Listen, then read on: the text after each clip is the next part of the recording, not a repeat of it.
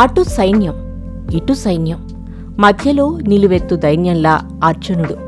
అలాని అతనేం పిరికివాడు కాదు, అనేక యుద్ధాల్లో ఆరితేరినవాడు, శివుని విల్లు గెలిచిన మనగాడు.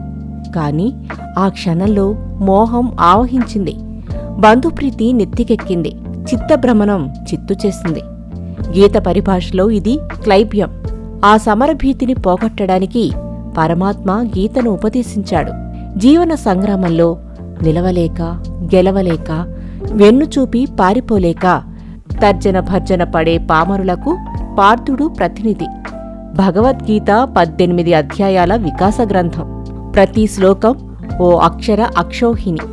గీత ఎప్పుడూ అడవులకు పారిపోమని చెప్పదు, సమాజంలోని క్రూరమృగాల మధ్య ఒడుపుగా జీవించడం ఎలాగో నేర్పుతోంది.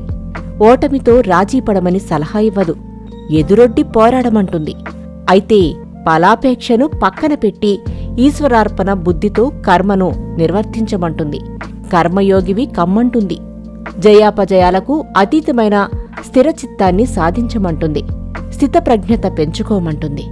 భగవద్గీత దేవుడి గదిలో పెట్టుకోవాల్సిన గ్రంథం కాదు, మదిలో ప్రతిష్ఠించుకోవాల్సిన రచన.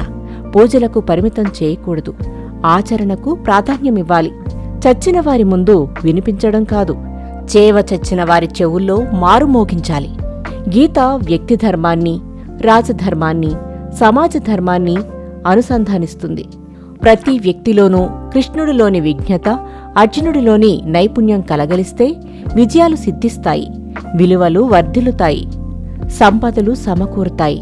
ఆ నేల ధర్మక్షేత్రమవుతుంది.